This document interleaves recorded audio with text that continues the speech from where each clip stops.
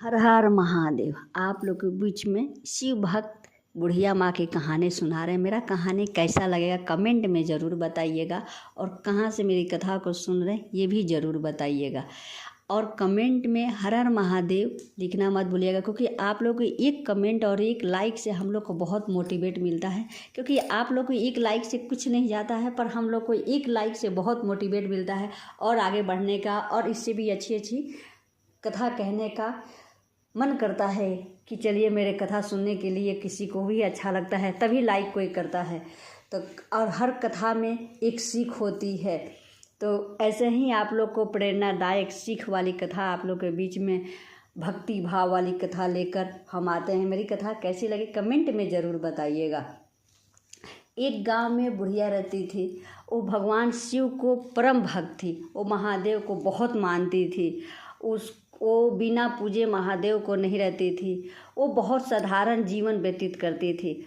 छोटी सी झोपड़ी रहती थी, उसमें ही रहती थी वो। उसके आगे पीछे देखने वाला कोई नहीं था। अन्न देने वाला, अन्न देखने वाला कोई नहीं था। पर वो भगवान महादेव को बहुत मानती थी। सोते जागते बैठते वो महादेव को ही पूजा करती थी।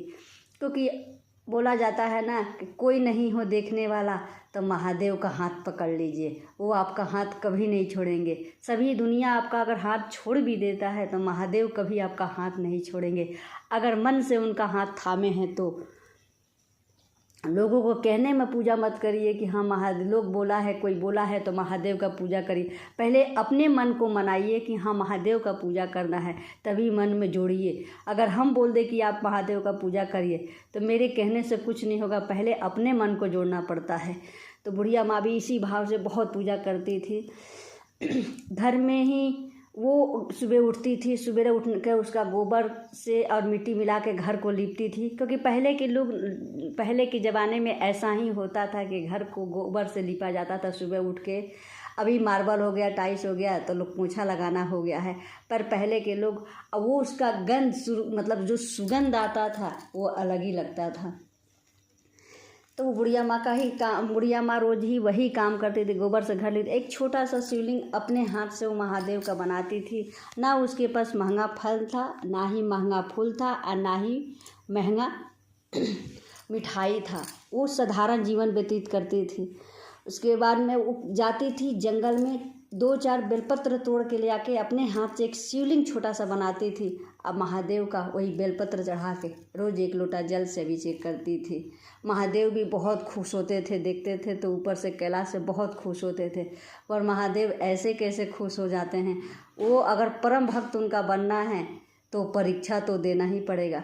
वैसे ही महादेव सोचे कि चलो बुढ़िया माँ मेरी इतनी पूजा करती है, एक बार इनका परीक्षा भी लिया जाए कि सच में मेरी ये परम भक्त है कि नहीं है। महादेव धरती पर आए और एक साधु का रूप लिए।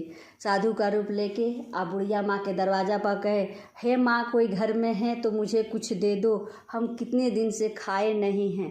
फिर बुढ़िया माँ बाहर निकली, मुस्कुराते हुए निकली, बोली बाबा क्या चाहिए आपको, हम क्या दें, मेरे पास तो कुछ नहीं है। तो साधु बाबा बोले जो भी है आपके घर में, तुम्हारे घर में अगर कुछ भी हो तो मुझे दे दो, हम 4 दिन से खाना नहीं खाए हैं, समझ में नहीं आ रहा है कि हम कहाँ जाए। बुढ़िया माँ थोड़ा सा करके आटा अपने घर में रखी थी। बहुत खुशी से ये भी नहीं सोची कि हम क्या खाएंगे, महादेव को ले आके और वो आटा दे दी। महादेव खुश हो गए। जैसे वो आटा दी उसका घर धन्य धान्य से भर गया। जो बर्तन खाली हुआ, भगवान उसमें फल पकवान भर दिए और बोले कि जाओ बेटा तुम खा लो। बुढ़िया माँ आप खा लीजिए, क्योंकि आप मुझे दिए हैं, क्योंकि हमको पता है कि आपके घर में कुछ भी नहीं है। ये थोड़ा सा आटा था, फिर भी आप सोची नहीं कि आप क्या खाइएगा, मुझे ले आके दे दी। तो जाइए आप खाइए। वहाँ से भगवान अंतर्ध्याय हो गए, चले गए। उसी नगर में एक राजा रहता था।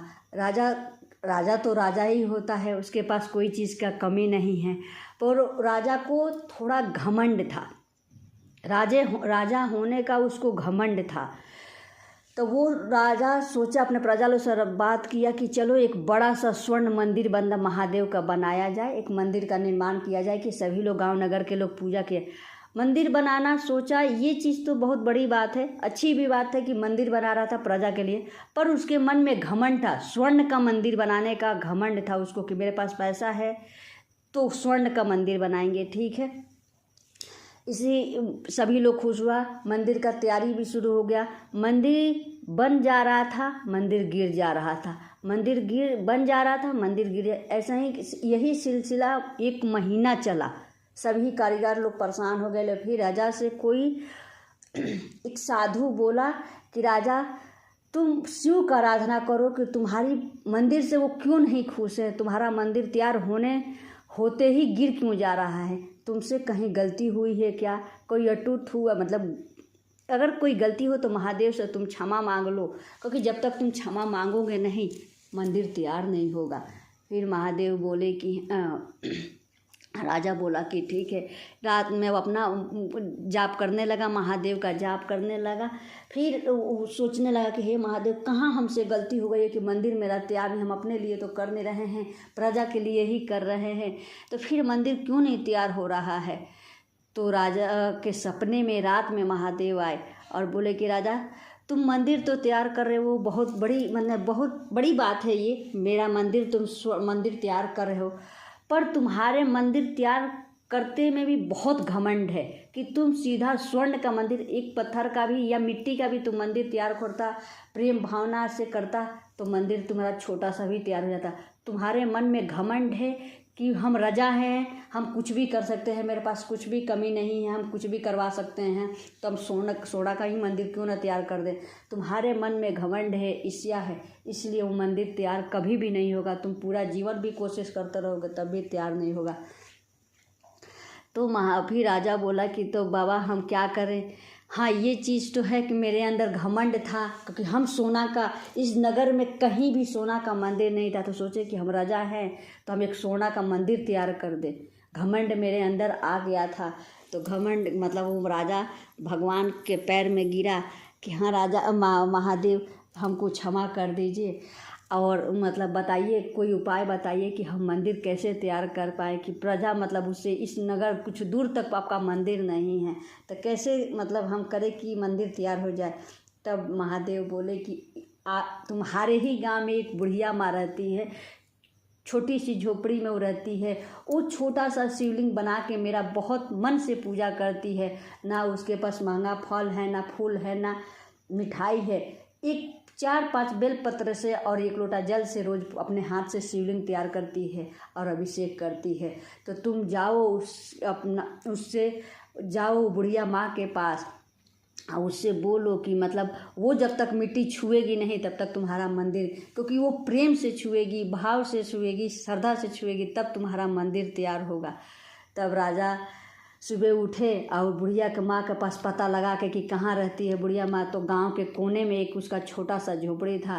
फिर राजा वो घर गए और राजा सारी बात वो बुढ़िया माँ को बताए, कैसे कैसे महादेव आए, क्या क्या महादेव उससे राजा के सपने में कहे। महादेव राजा सब बुढ़िया माँ से बोला और बोला कि आपका जीवन में कोई नहीं है तो हम आपका बेटा है, आप मेरी माँ हैं, आप चलिए, खाली मिट्टी को छू दीजिए कि मेरा एक मंदिर तैयार हो जाए कि हर नगर के लोग, मेरे गांव और अगल बगल के लोग पूजा कर पाए, क्योंकि कुछ दूर तक शिवलिंग नहीं है, इसलिए आप मतलब एक छोटा सा शिवलिंग तैयार करती हैं, रोज़ पूजा करती हैं, तो आपके लिए भी बढ़िया हो जाएगा। तो चलिए, महादेव बोले हैं कि जब तक आप मिट्टी नहीं छुएगा तब तक शिवलिंग तैयार नहीं होगा, यानी मंदिर तैयार नहीं होगा। तब वो बुढ़िया माँ आई और वही मिट्टी छुई, तब वहाँ से फिर मंदिर, पत्थर का मूर्ति, स्वर्ण का मंदिर ना बन के पत्थर का मंदिर बना। बहुत विशाल शिवलिंग का स्थापना वहाँ पर हुआ। बुढ़िया माँ अपने हाथ से मतलब बहुत श्रद्धा से शिवलिंग का स्थापना करवाई। फिर राजा बुढ़िया माँ को राजमाता घोषित किए कि आज से ये माँ, बुढ़िया माँ इनको कोई नहीं कहेगा, ये राजमाता हुई, ये मेरी राजमाता है। राजगद्दी से अपने उतर के बुढ़िया माँ को बैठा दिए।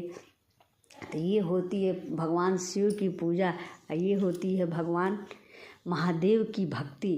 कि देखिए बुढ़िया माँ क्या थी या क्या बन गई। आज बुढ़िया माँ के कारण मतलब एक विशाल शिवलिंग का मंदिर का स्थापना हुआ उस नगर में, कि लोग कहाँ कहाँ से पूजा करने के लिए आते हैं। तो यही कहा जाता है कि सच में महादेव श्रद्धा का प्रेम का भूखा है, आपके नहीं पैसा का भूखा है और नहीं कि हम करोड़ों खर्चा कर दें, तो महादेव इससे खुश नहीं होते हैं। किस भाव से आप पूजा कर रहे हैं ये महादेव देखते हैं, किस श्रद्धा से कर रहे हैं, आपके पास क्या है ये नहीं देखते हैं, किस भावना से आप पूजा करते हैं। आप एक लोटा जल भी लेके जाइए तभी महादेव खुश हो जाते हैं। ये नहीं देखते कि थाली में मेरे लिए क्या खाने को लाई है, नहीं लाई है। अगर ना हो तो मंदिर में खाली हाथ भी चल जाइए और महादेव को श्रद्धा से छू दीजिए, तभी भगवान आपका मन का भाव समझ जाते हैं। तो महादेव मन का भाव समझते हैं, वो लोगों का दिखावा नहीं समझते हैं कि लोग क्या कहते हैं। लोग जाते हैं बहुत दूर तक पूजा करने के लिए। अगर घर के बगल में अगर शिवलिंग हो और मन में बसा लीजिए कि उसी शिवलिंग को हम जल चढ़ा रहे हैं, और मन में बसा के जल चढ़ाइए तो सीधा आपका जल वहीं पे जाके गिरेगा। हम बैठे हैं कोलकाता में, हम बैजनाथ धाम नहीं जा पा रहे हैं, तो अगर हम कोलकाता में बैठे भी हम बैजनाथ धाम का दिमाग मन में रख के मन में बसा कर पूजा करते तो सीधा बैजनाथ धाम ही गिरेगा, क्योंकि भगवान उसी रूप में बन जाते हैं। वो सीधा आपको शायद नहीं दिखते हैं, क्योंकि आपके मन में बैजनाथ धाम जाने का बोला जाता है ना कि बुला नहीं रहे। ऐसा नहीं है कि बुलाते नहीं, आप बस भाव तो दीजिए उनको पूजा करने में। जिस रूप को मानिए वही रूप वहाँ बन जाते हैं। वो तारके बोला जाता है ना कि कहाँ कहाँ भगवान है, तो सब जगह तो जाना संभव नहीं है ना। तो इसीलिए मन में भाव लेकर आके पूजा करिए तो भगवान आपका स्वीकार कर लीजिए, और उसी रूप में वहाँ प्रकट हो जाते हैं जहाँ जहाँ आप पूजा कर रहे हैं। और जिस रूप को आप पूजा करना चाहते हैं, वहाँ जहाँ नहीं जा पा रहे हैं, उस रूप को मन में बसा के जल चढ़ाइए, सीधा जल आपका वहीं पर जाएगा। तो मेरी कथा कैसी लगी कमेंट में बताइएगा। हर हर महादेव।